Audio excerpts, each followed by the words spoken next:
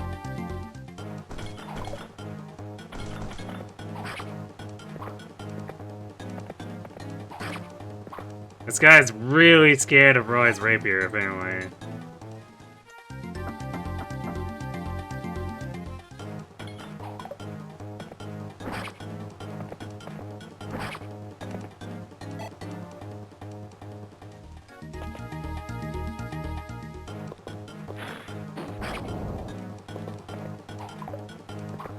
Zealot.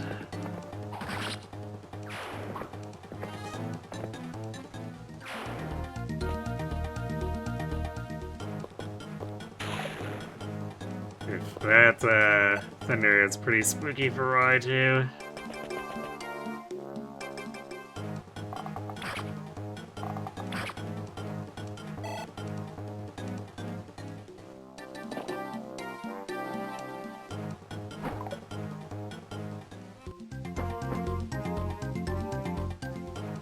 Well, rip Zealot.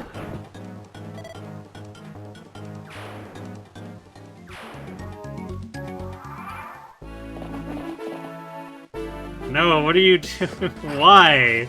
Of all the things you could have attacked, why that?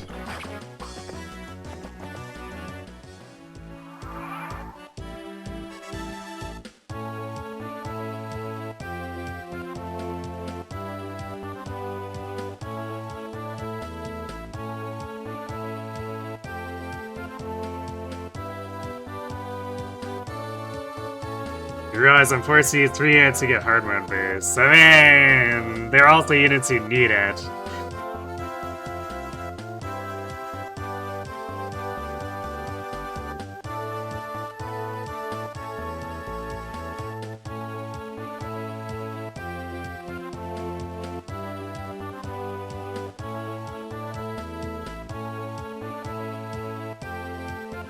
Yeah, Darwin's got the green unit time to die, or at least he's trying to.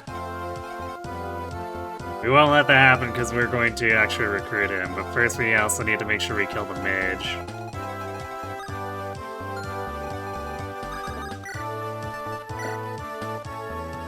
Mark is white.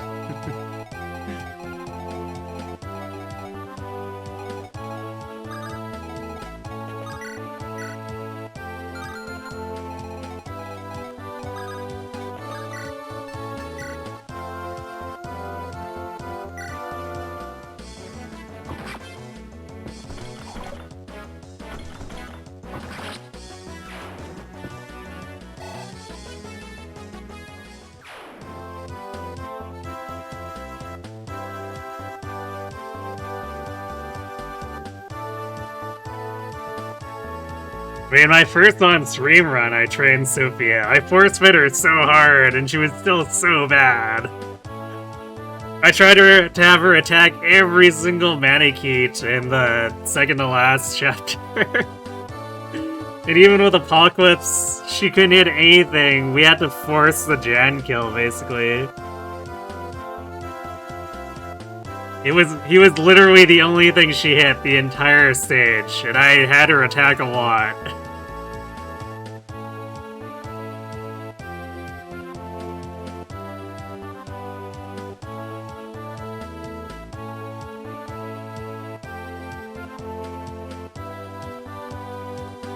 Like, literally every Manakete that we came across in the push towards Jan, she got to take a pot shot at them, missed every single one up until him, and I had to have her attack like 3 times to actually kill him. And that's with a super force-fed Sophia, who had... Pretty sure she had at least a B with Roy, too.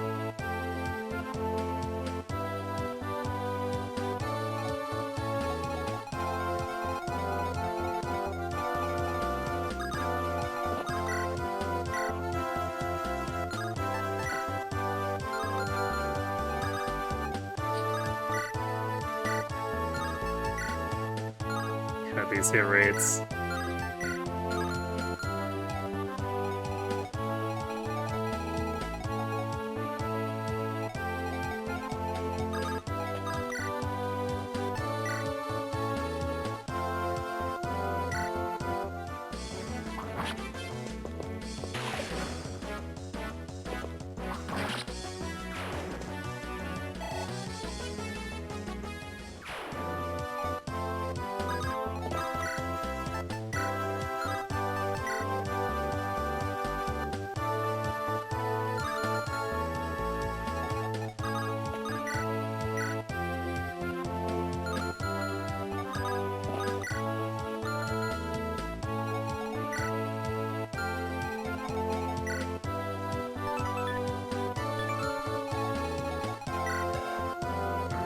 It's like 7 plus 14. He does survive.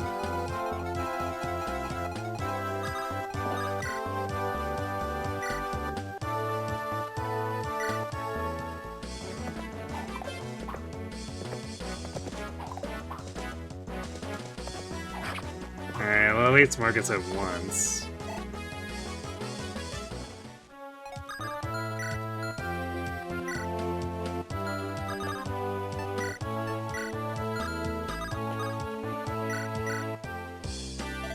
Alright, not today, Noah. No killing yourself.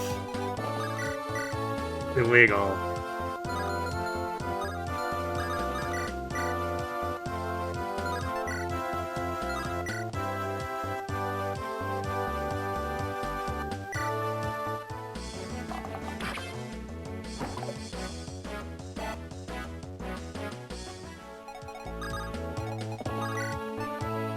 Oh my god, he has a steel sword too. Why is your equipment garbage?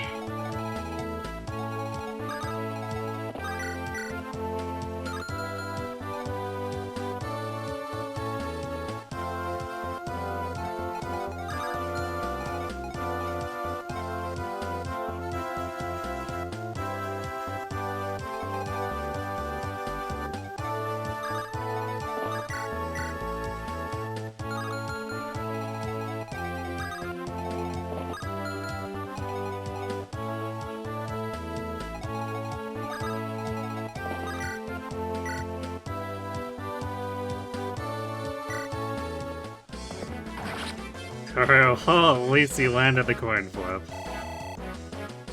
So begins our journey of trying to make Noah actually do things.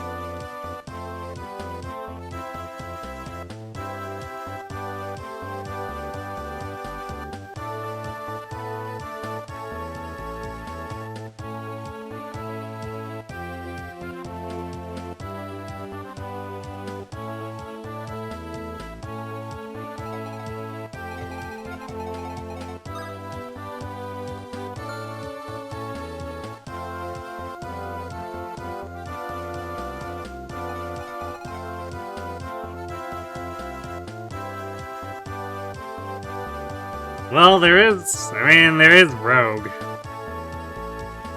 Which was technically in Yggdrasil, and yeah, they didn't bring it back until Sacred Stones, but they could have brought it back in 6 or 7 if they wanted to.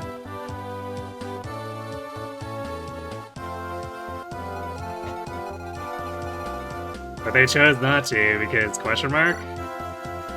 And then I guess even in Tellius, we also got Thoth not promoting in 9.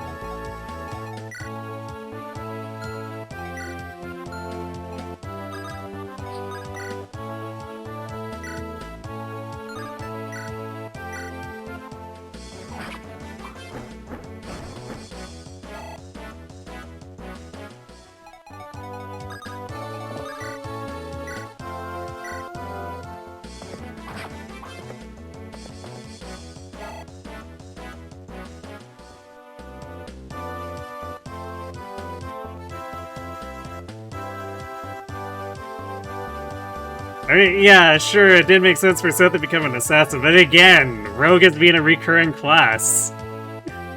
And they gave it to him in Radiant Dawn, but there's no reason he couldn't have done, right, they couldn't have done Rogue for him in 9. It's not like they didn't take away most of its stats anyway, going from Path of Radiance to Radiant Dawn, so just get it figured out, jeez.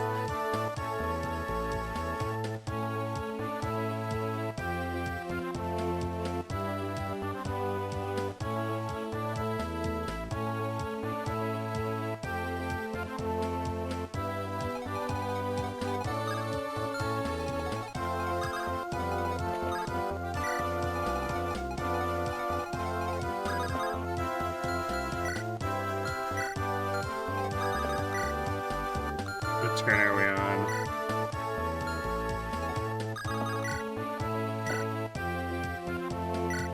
Alright, we still have some buffer.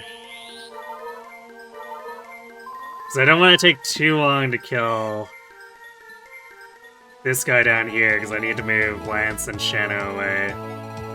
Even though they're just getting benched eventually, once we have enough of the Sacaen supports and whatnot.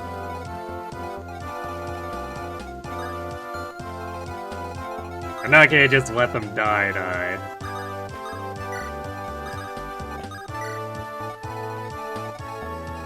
It's a different case if the green AI is being super dumb, but in this case, we're not gonna sack play.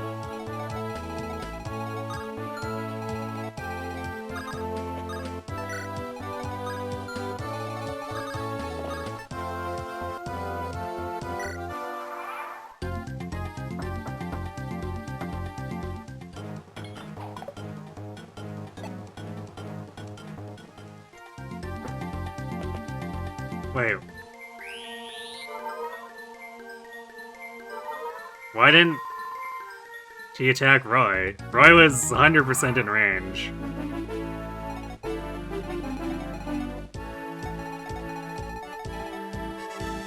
Burns' laziest wyvern? He's drunk on his success from killing Zealot. He's like, alright, time to retire.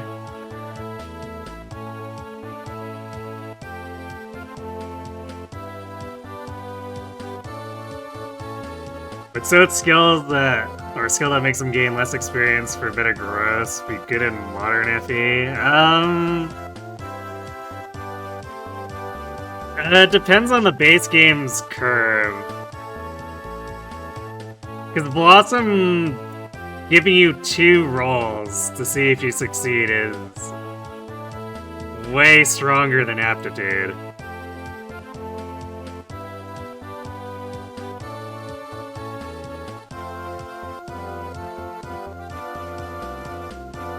So it's probably one of those ones where, I guess it'd be probably better in one of the games with a harsher experience curve. Because that means you're more consistently re-rolling good levels each level if you get 2 tries.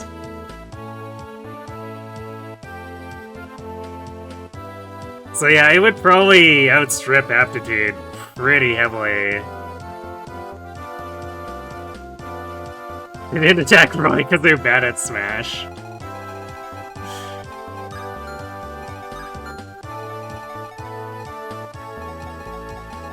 And that's why Burn could never make it in a real fighting game.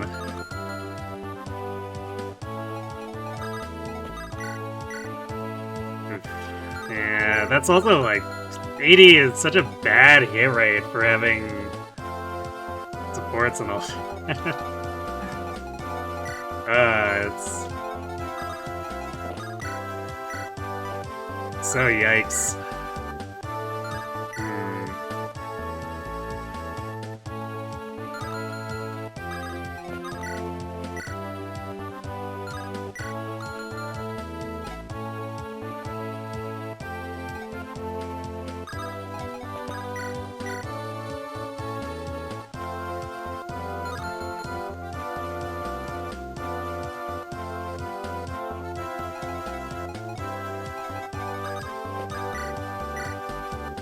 Wait, how does Rutger do here? Probably not, like, super well.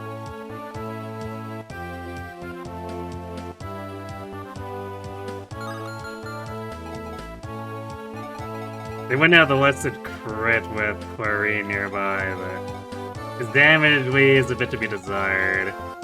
I guess we use it as a finisher if too many other people miss.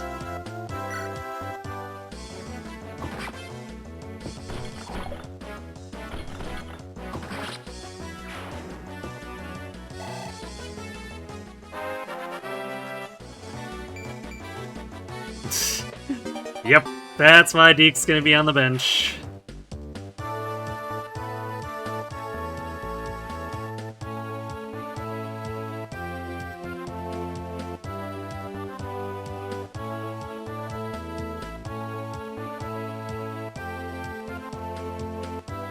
Yeah, I guess actually, for sure an engage, yeah, it would. Where you can abuse the emblem mechanics to get a lot more levels. I guess you could play the odds and just like constantly be getting level ups. Or like really good level ups.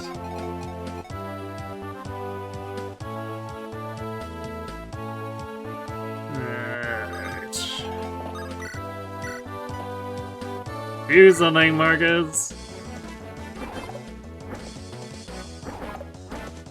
You only had to hit once, man.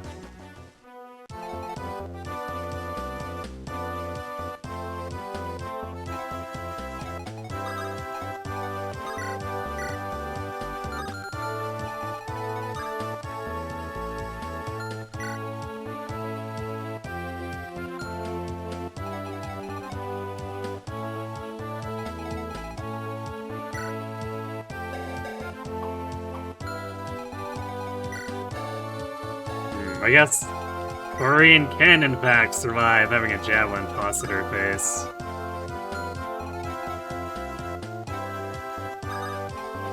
What is Dorothy's hit rate?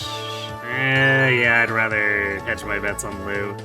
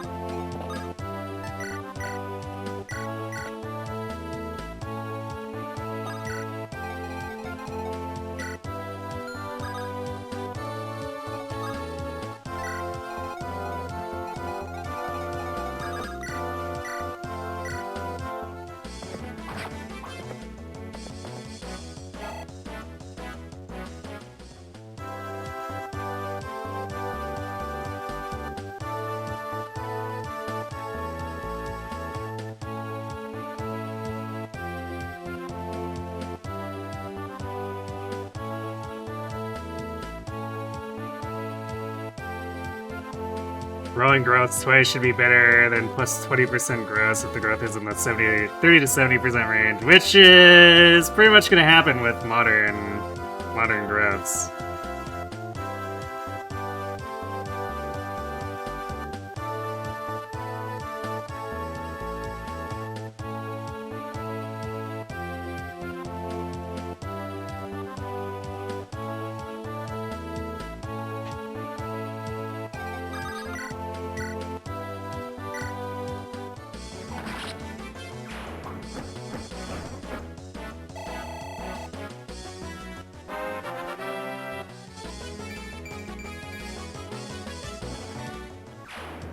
Well, that sure is the Shanna level.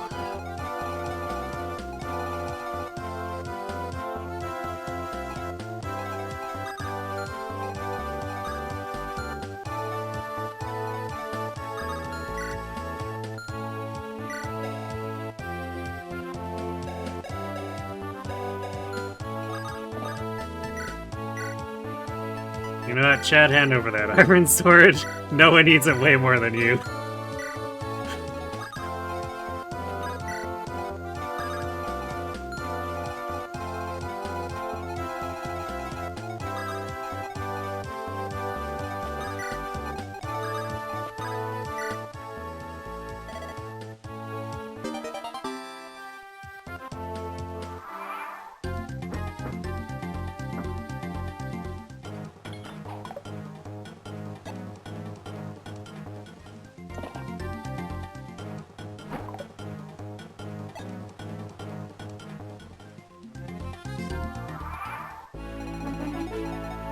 Wait. Why did this one move and the other one didn't? We're like within 2 range of the red gem one. Unless this guy doesn't move for 2 movement range.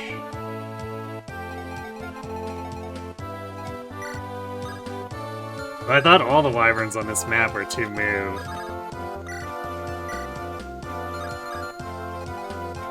Okay.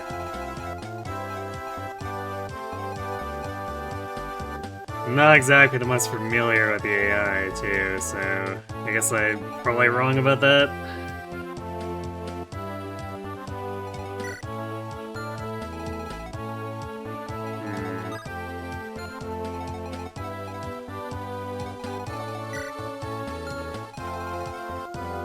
So we want to do this one. Guess we have Marcus. Wow, Marcus doesn't double this one.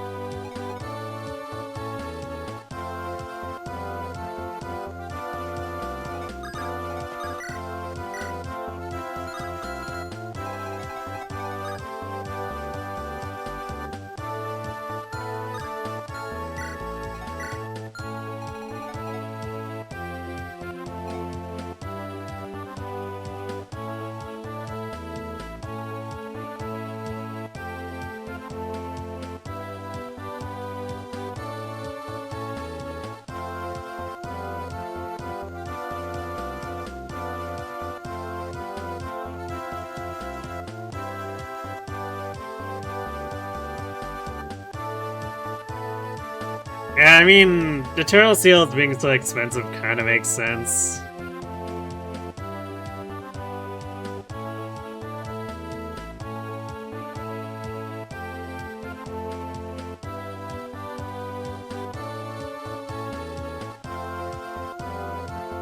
Because, like, after you use the seals, it doesn't slow your experience down anymore.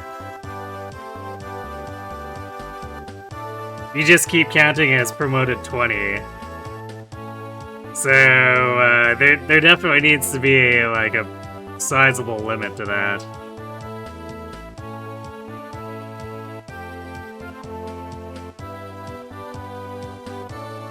Well, yes, you have no level cap in Awakening and Engage, but the experience decay basically makes it so you're not really going to be able to take advantage of that after a certain point.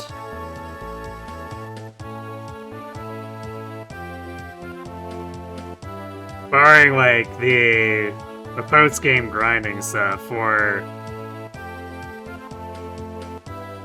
I guess, DLC grind maps for Awakening, but even with the DLC grind maps in Awakening, those level 20 entombs stop being worth a lot of experience very quickly.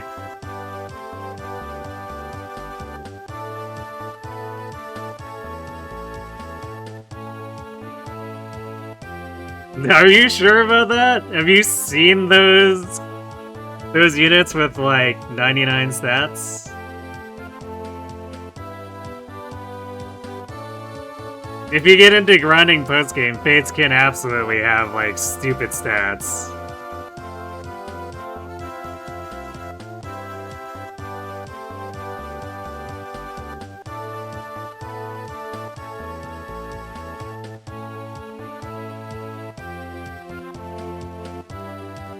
Yeah, Fate definitely can get higher.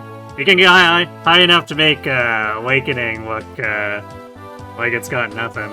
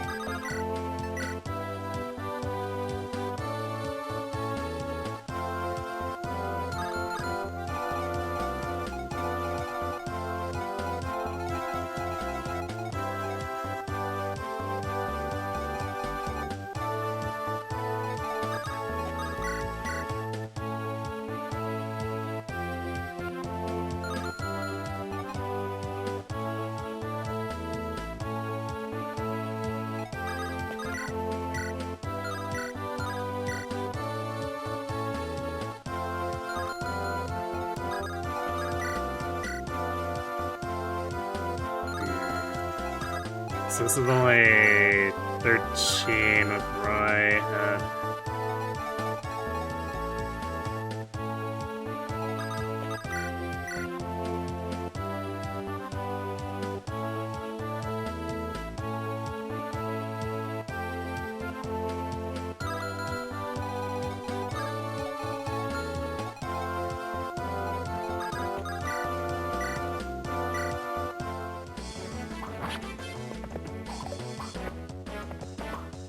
Nice. Good job, Rutger. We had other things to finish them off, but it simplifies things if we don't have to deal with that. Of course, then we also get the really terrible level lock. Monkey's Paw.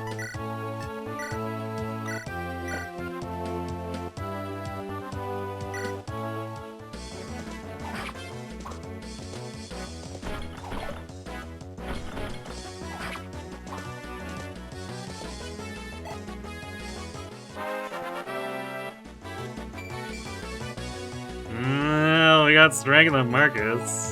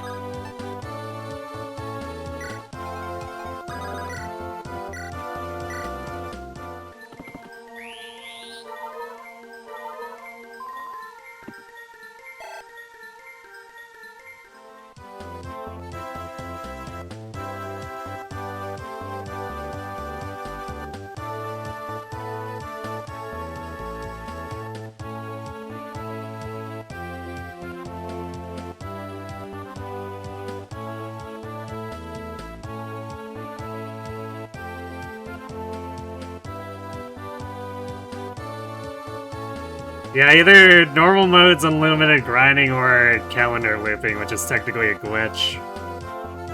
But,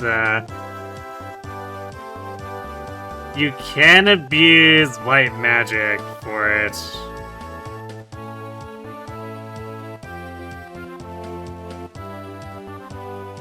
I know someone in one of the Discord servers I'm in is working on, yeah, a file that's grinding out level 99, but it's using the calendar glitch.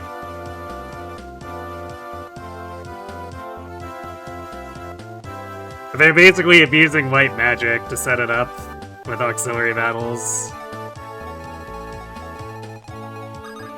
Okay, can I steal...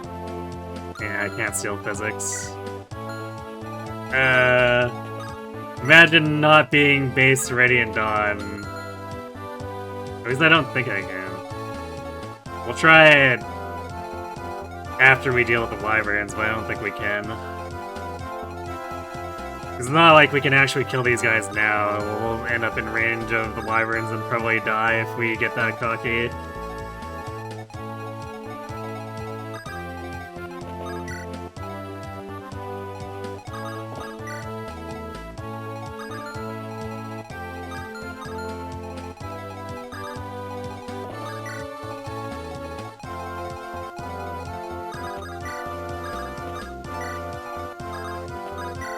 Alright, well...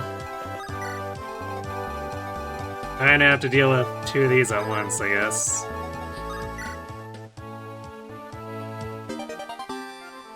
Alright, there was a hero crest here. We're probably putting that off. We're gonna be greedy with Rutger. We need as many chances at strength as possible.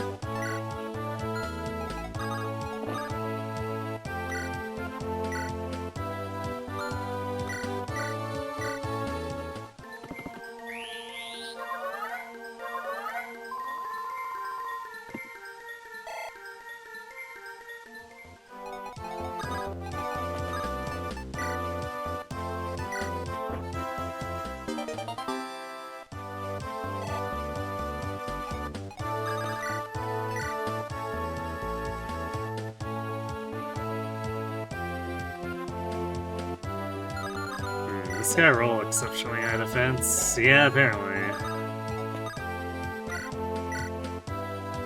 So we'd probably want to do Silver Lance. Oh man, and this guy is also faster. That's annoying.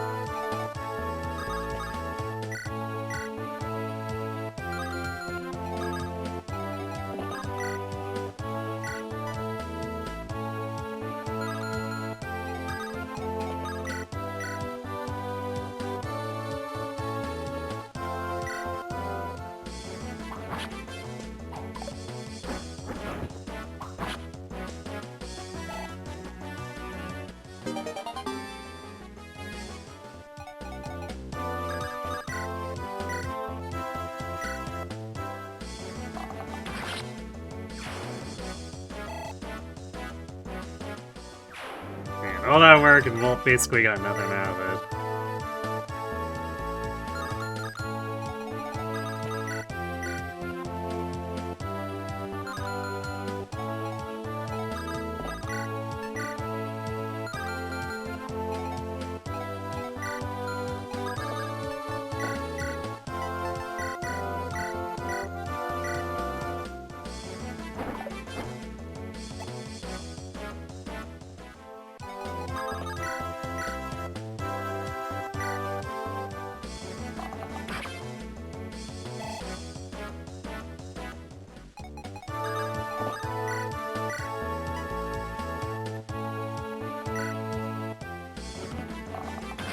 Yay! We got a kill for Sue!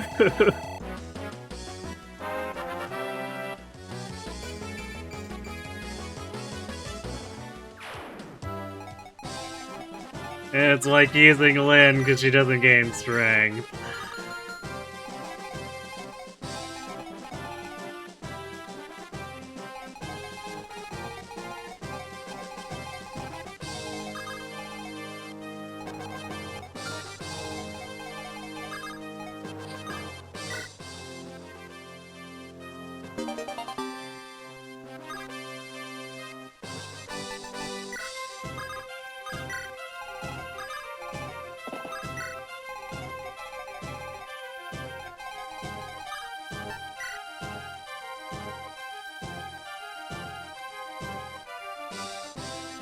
Turn H. Alright, well, we got some time here. I think I'm gonna kill the first wave, then we'll start looting this and fight through the reinforcements here. And by the time that happens, the second wave should be coming up here. So I kill that, and then the third wave, and then we'll actually do our shopping.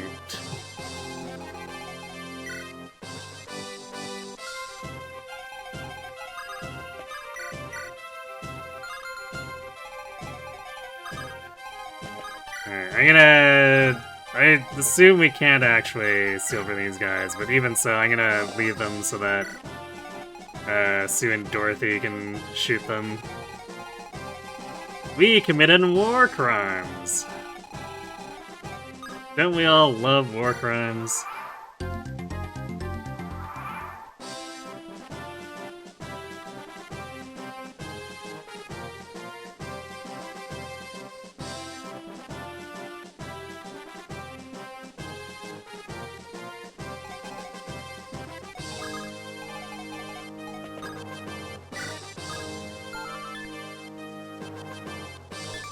Can't steal saves. What a ripoff. Jeez.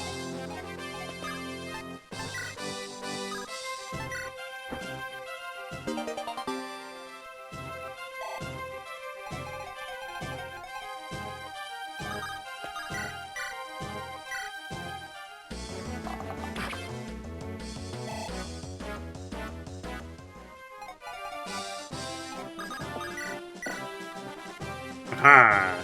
Get doubled. And crit. Sue is really enthusiastic about war crimes. That's my takeaway from this.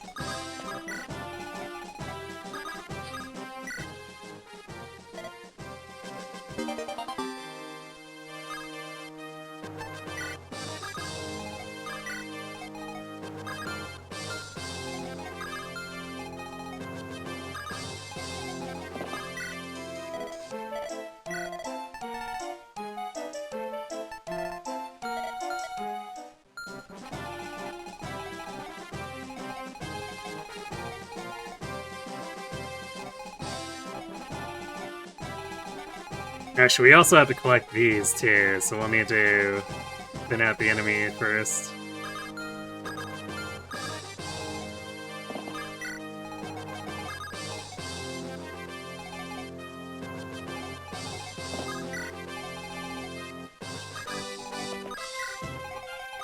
We're just gonna slide over here so we can take advantage of the houses.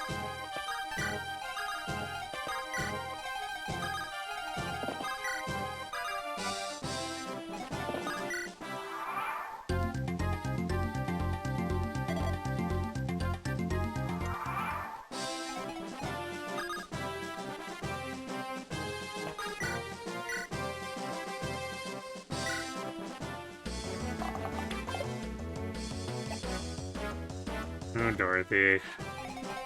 You're so allergic to being given resources.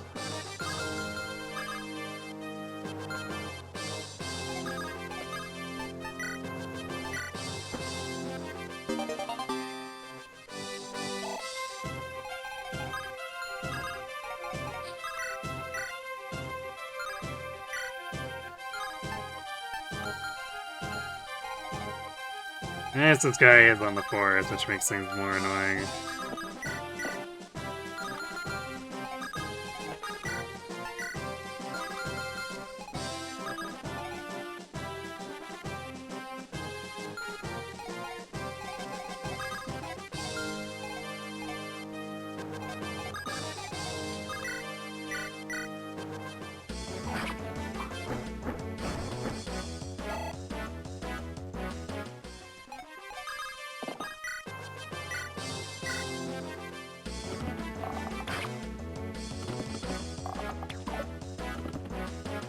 Well, she tried at least.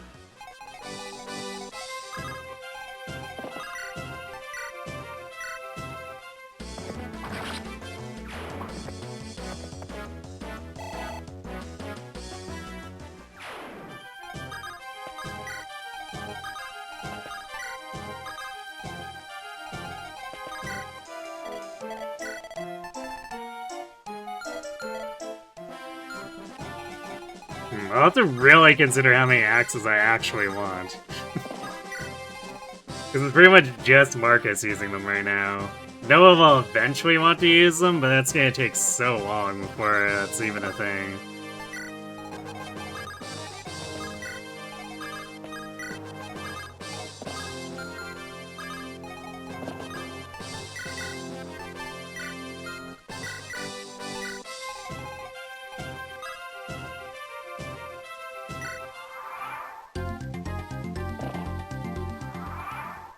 Yes, the dudes.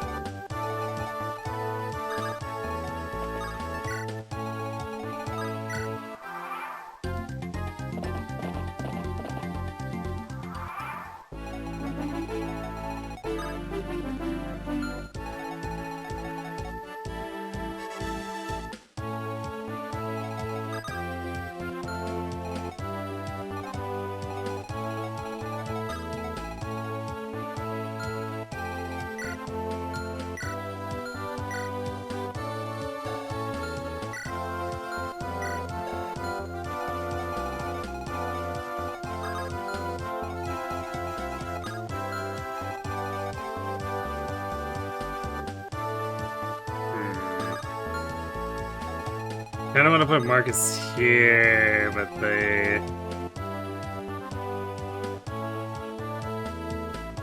Question will be if we can get Roy and Wolt into position fast enough.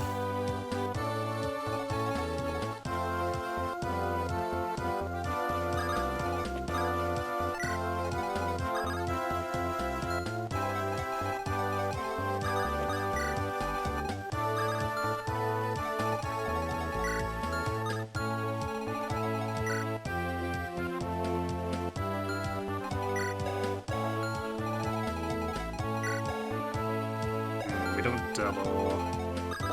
Sorry, can't look like with the Horse Slayer. Better than Silver Lance. Alright.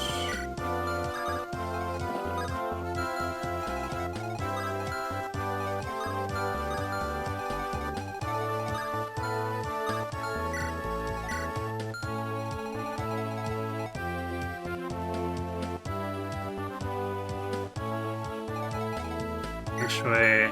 How hard do these hit?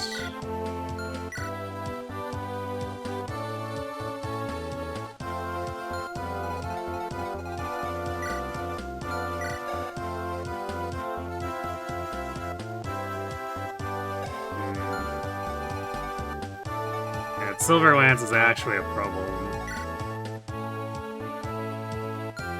Just because stats are way higher.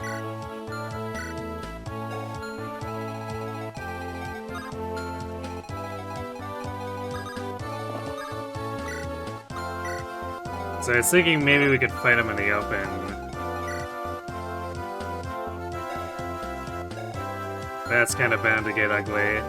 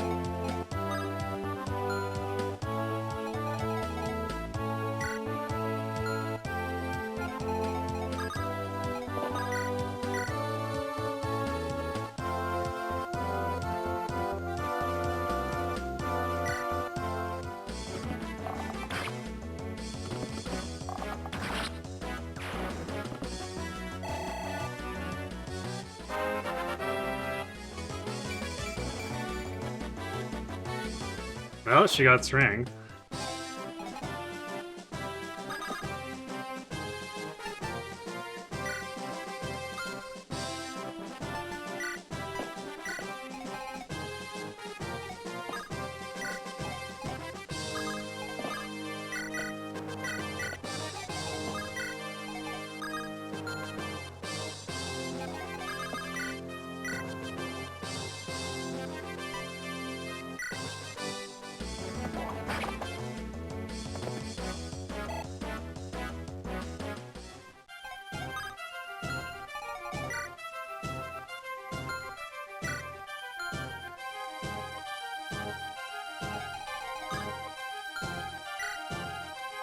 I'm gonna let this one attack.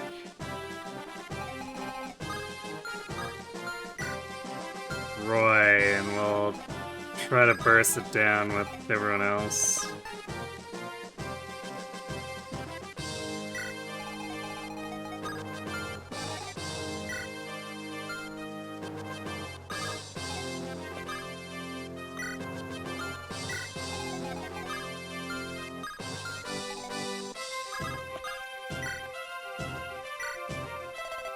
And there's our B support with Corian and Rutger.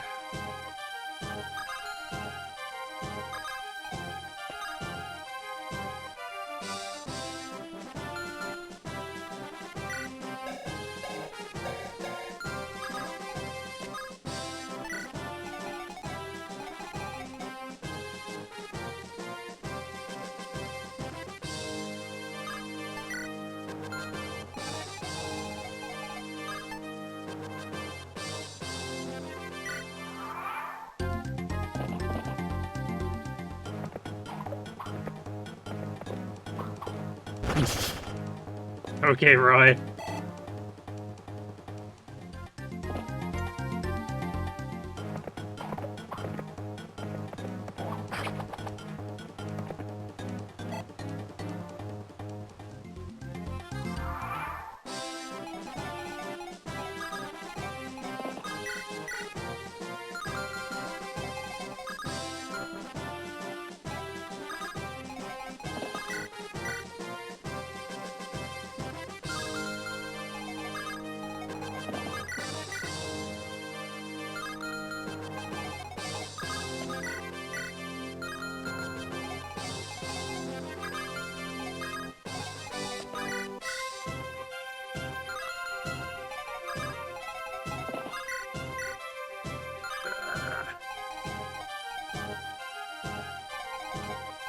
Short by 1.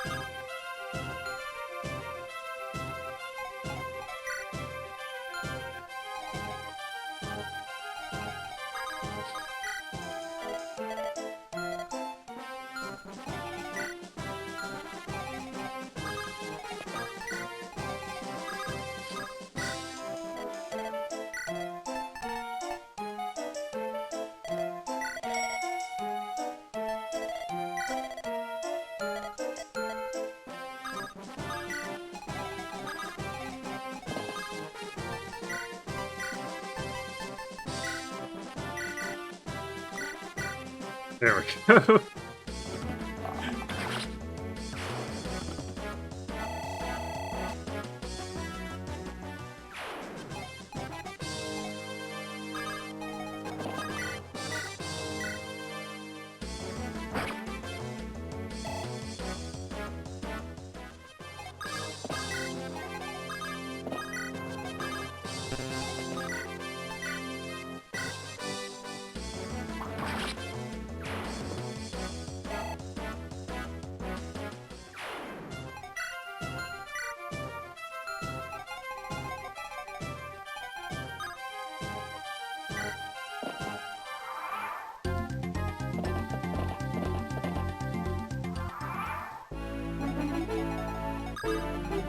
Well, it takes all the interim turns to actually kill these guys, so I guess we'll just be working through the next 2 waves, and then we can go shopping.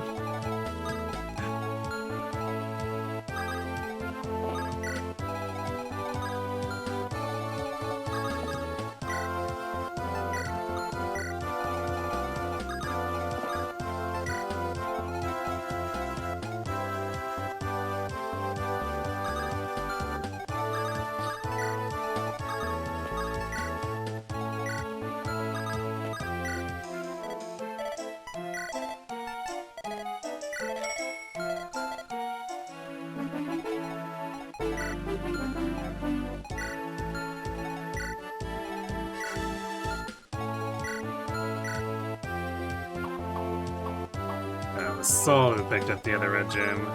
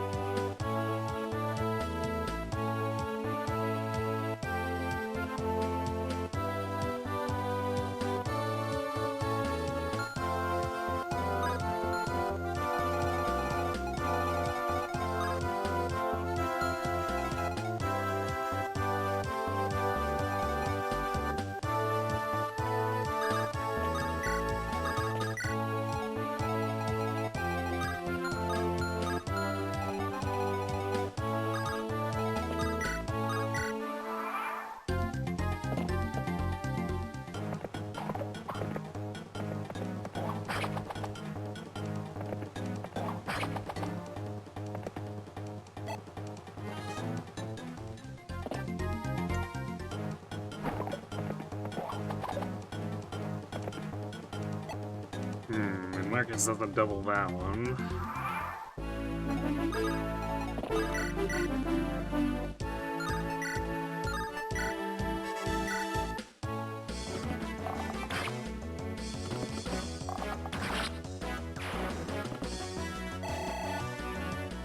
Grab some more strength? Nope. Speed, though.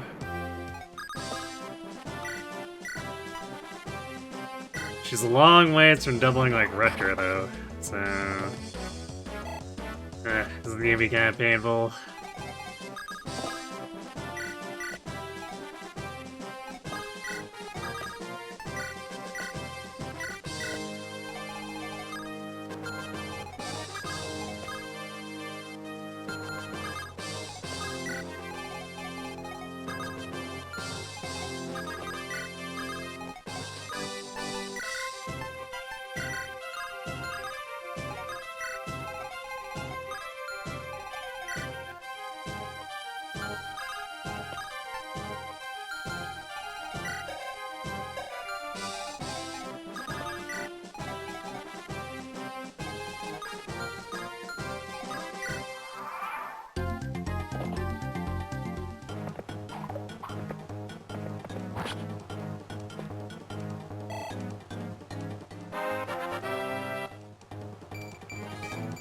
Hey, strengthened Resveroy. Still not getting speed.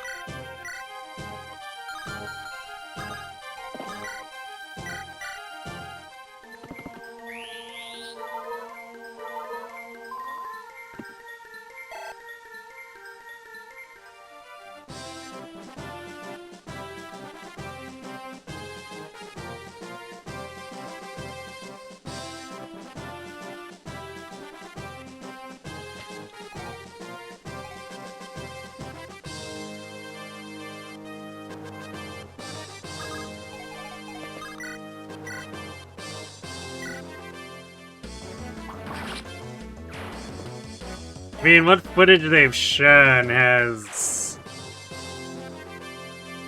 what looks to be Marianne's relic in there, and then Crest. So I would expect there probably to be relics of her sacred weapons. But I guess it depends.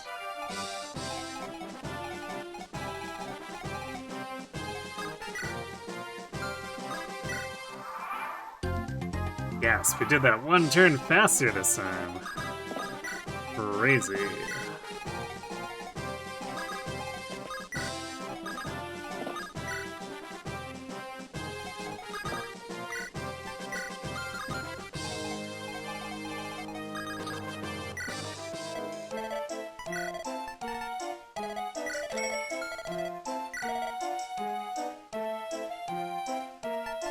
I guess we could buy from this shop. What are we considering? I guess Noah's gonna want a ton of this.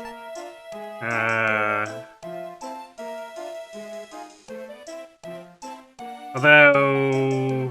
probably maybe just one spare Iron Lance. Because he can steal what's left over from what Marcus was using. What the other calves were using. There's also the Gant's Lance. So we probably just need the one here. And then the rest is like... like 6 javelins? 10 javelins?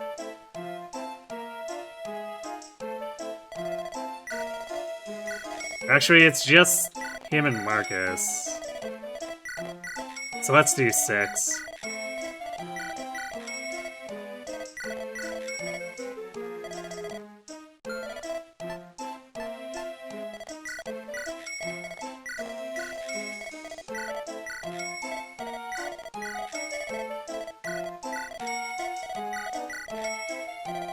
Can't believe I'm buying a steel bow, too. But we have so many bow users, we pretty much have to.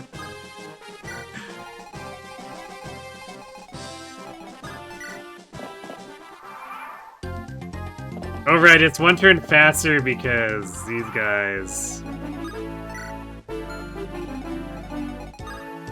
these guys actually move on their first turn. The first wave just spawned in and sat there.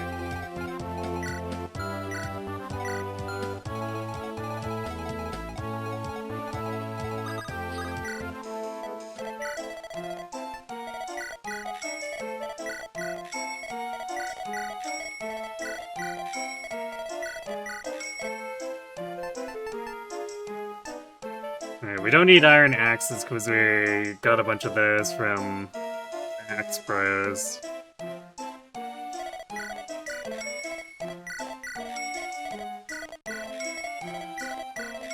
Surely Marcus doesn't need more than 4 hand axes plus his javelin axes for helping the team get going.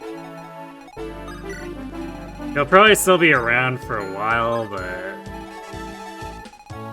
we really want to convert to feeding everyone else as much as we possibly can.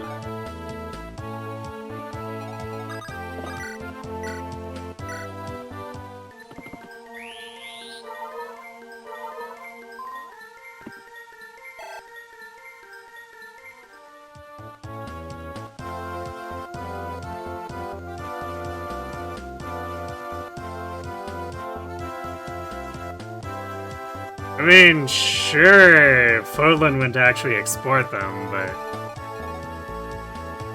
there are definitely imitators or whatnot, and there's no saying the tech was limited to Fodlan, too.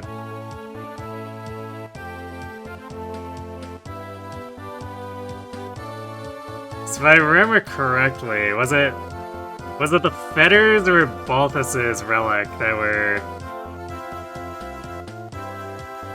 supposed to have come from a foreign source?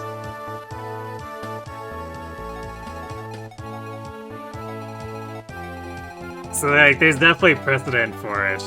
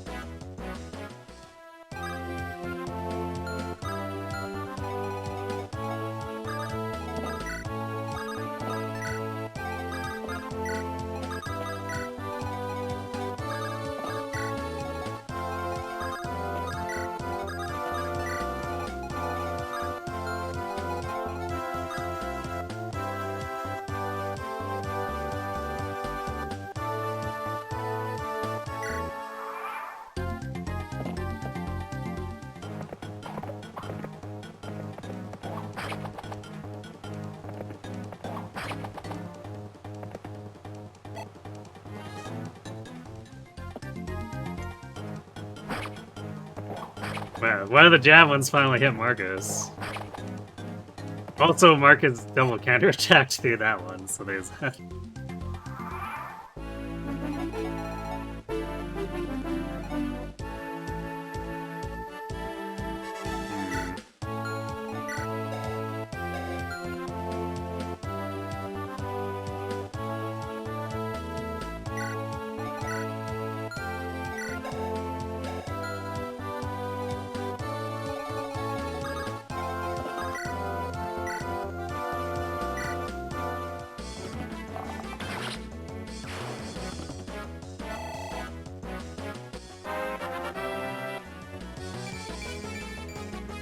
Oh boy. Sue really is just like mounted Bolin.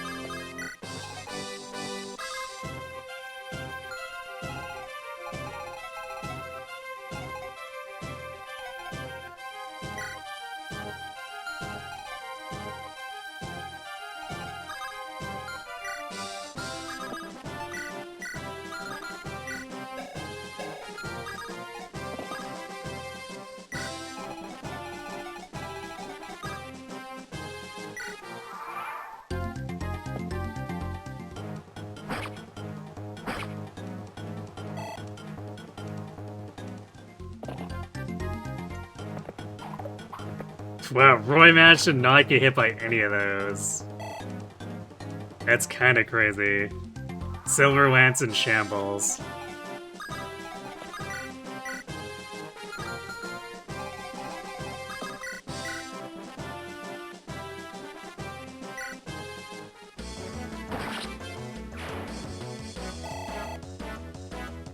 Alright, Noah, come on. You got speed to start, but definitely could have had a better level than that.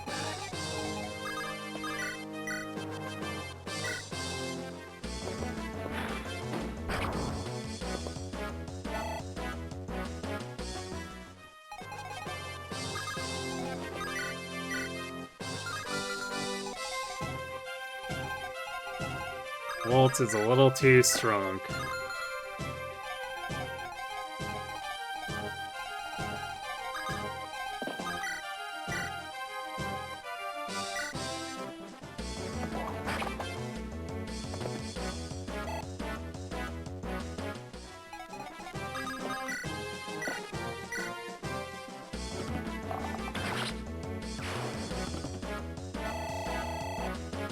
Alright.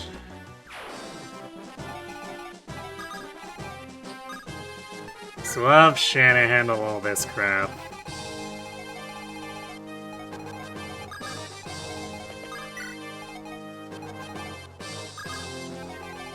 And everyone else can actually make for the boss.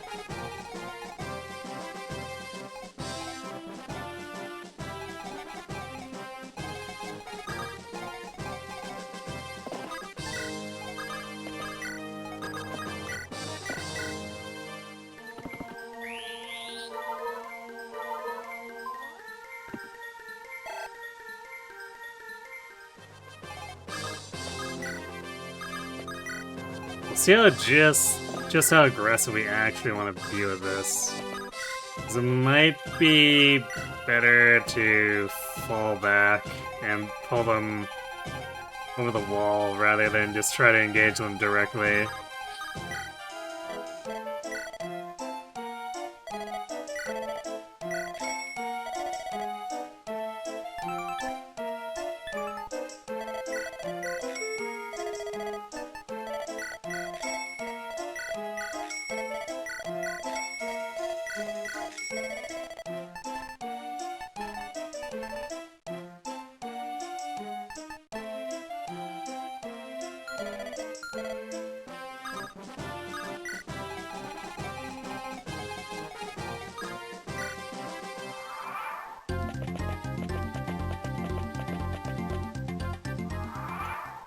Let's see, these thunder. Of course they thunder. Although I guess their crit is low enough that like, Wolt's not super concerned.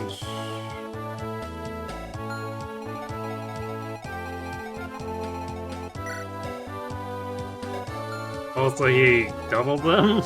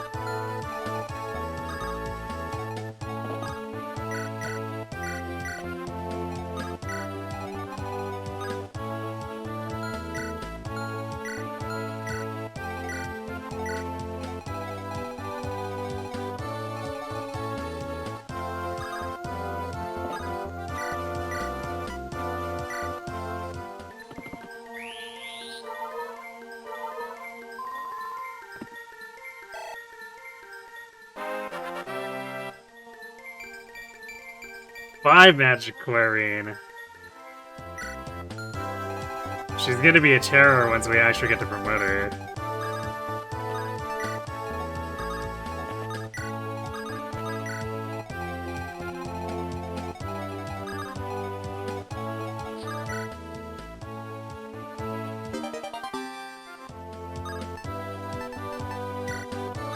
Neat. I guess Wolt will appreciate that. Wolt or Sue. Although, most likely Wolt. Wolt's the one who has the Giga Strength, so...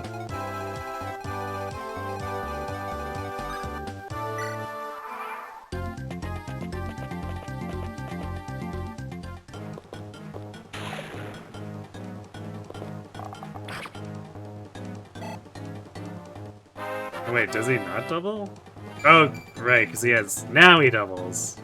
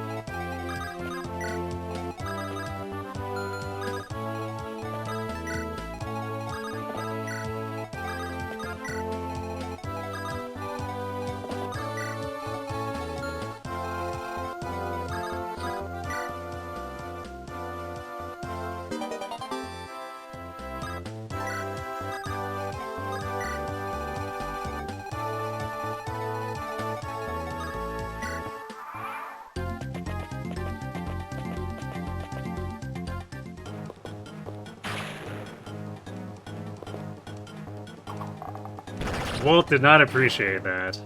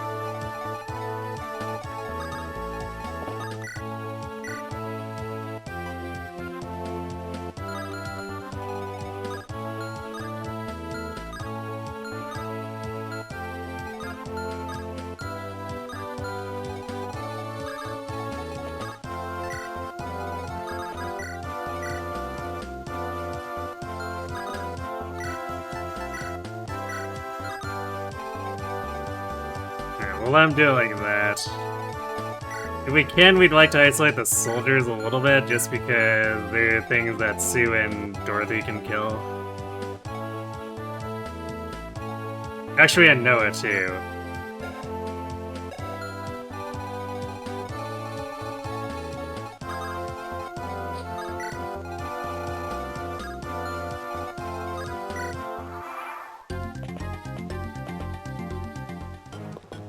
Well, that was kind of unexpected.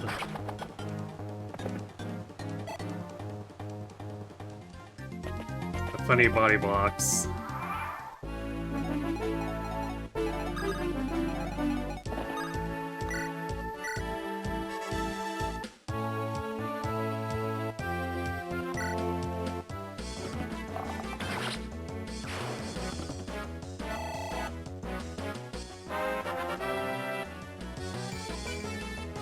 Sue, why?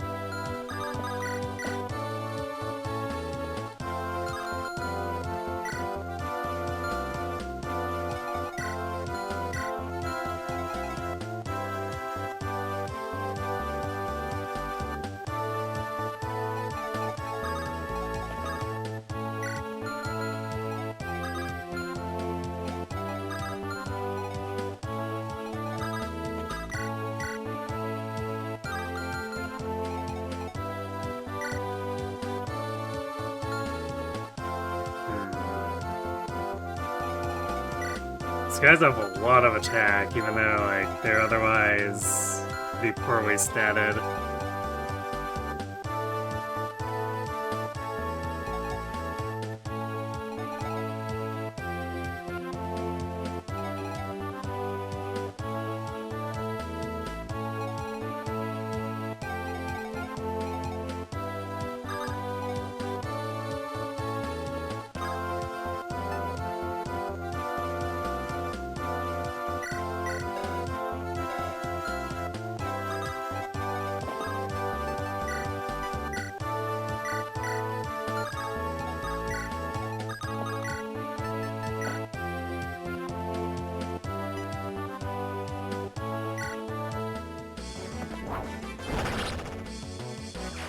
Well, that's not what I was looking for.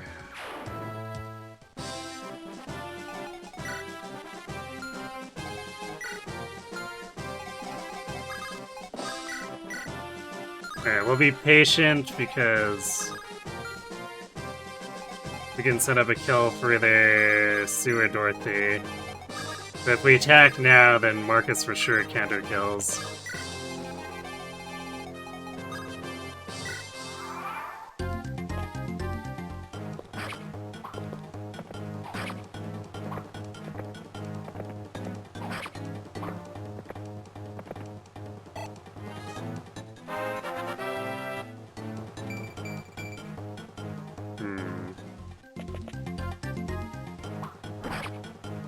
And then Roy ate that one.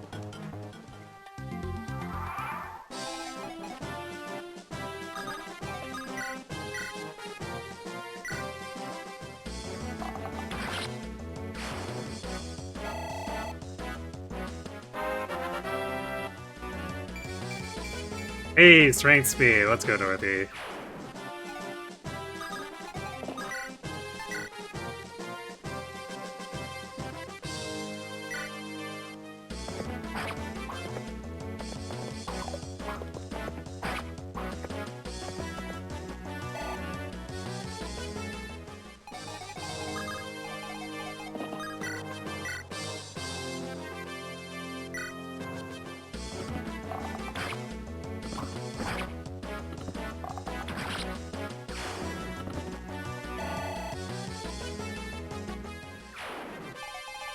Can Rutger get away with fighting this?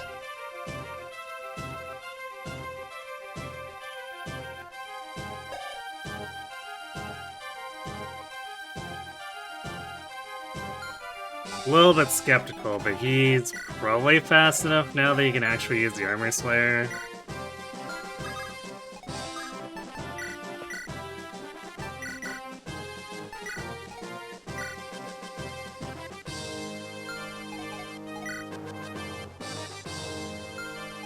With that Hero Crest in our hands, we really want to be pushing Rutger as hard as we can.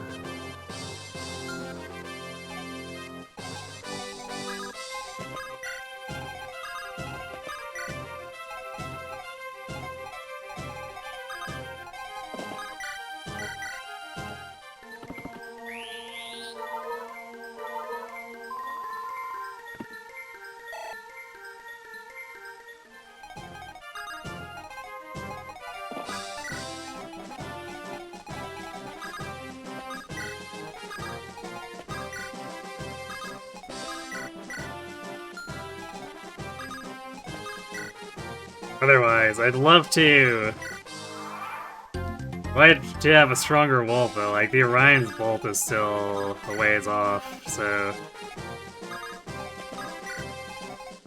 It's better if we get Rutger and Noah rolling more quickly.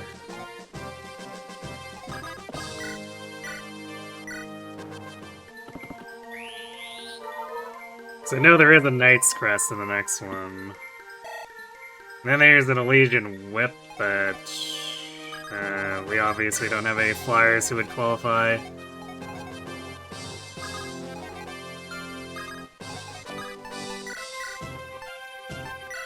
Or rather, I could give it to Shanna, but that seems like a waste for her if we're just playing to bench her. Especially since we'd have to get her a lot more wobbles, so it just doesn't feel worth it.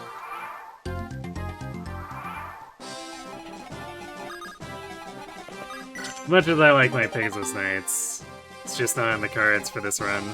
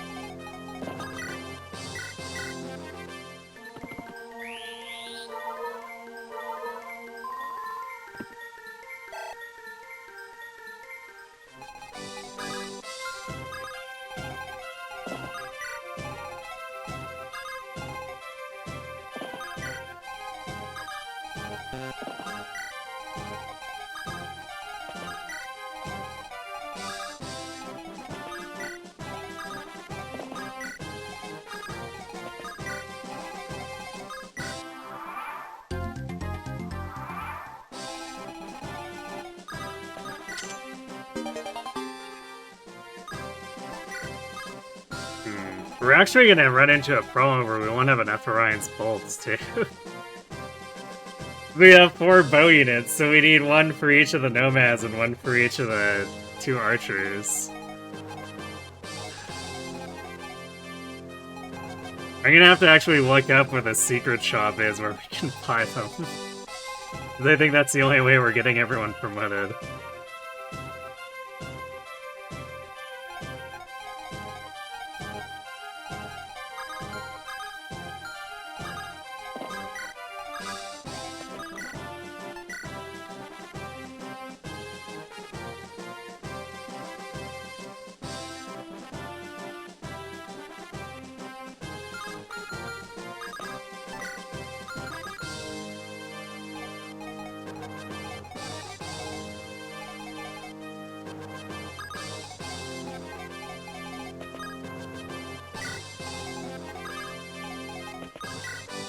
Yeah, curiosity, how much does Wolt do?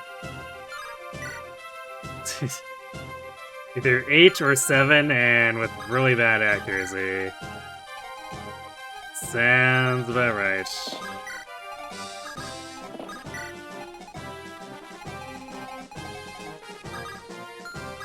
Our Wolt's being strong, but the power of chair is a bit overwhelming.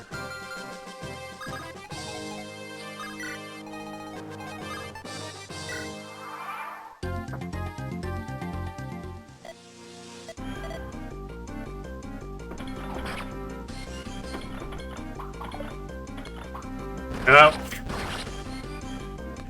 Tobias thought he was safe. Until the Rutger Armor Slayer crit happened.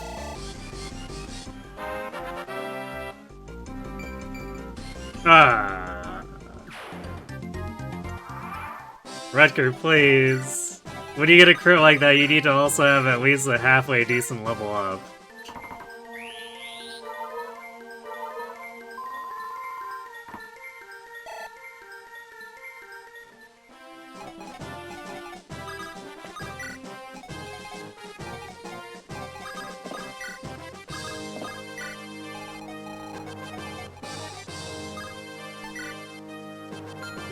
I think we're at a point where we're probably running out of support points.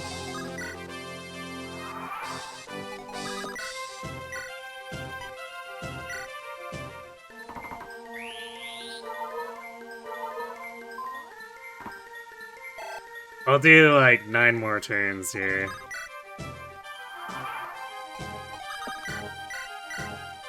This is Clarion's last healing turn.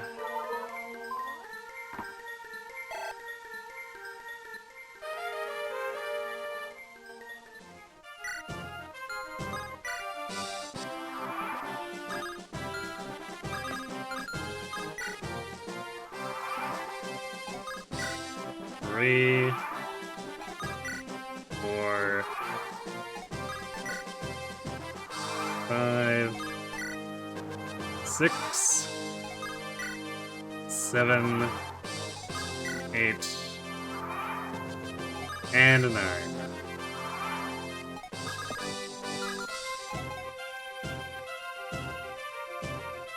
Actually, what are we expecting here?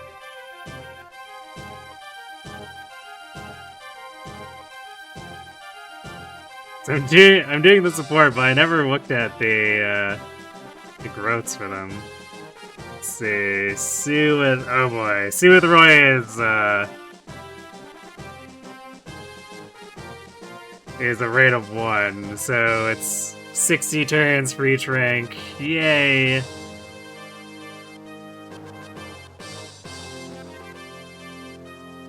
Welp. Guess we'll just have to grind it out in Castle Lots. But not tonight.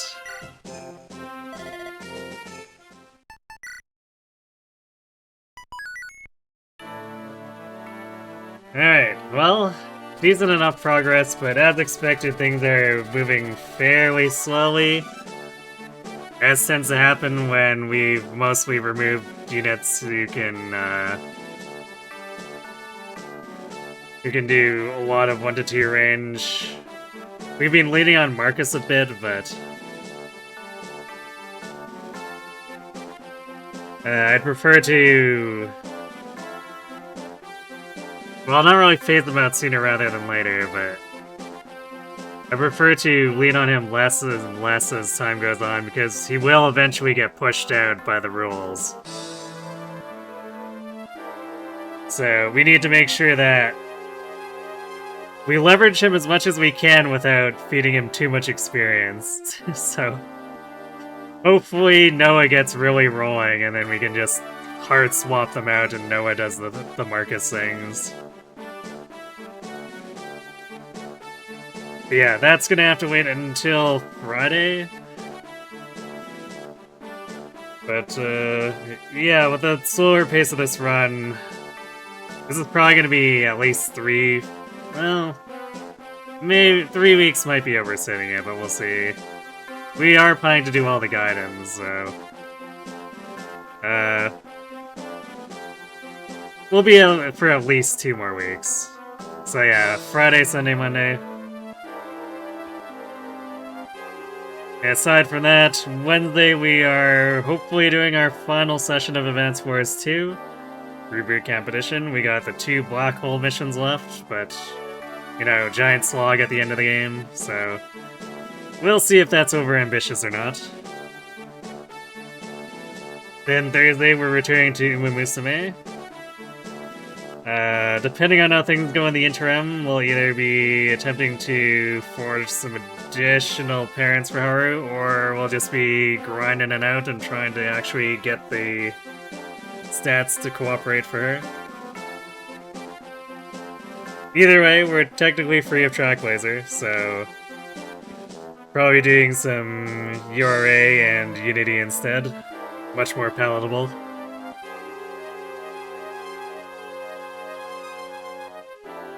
So yeah, that's what we're looking at for schedule for the week.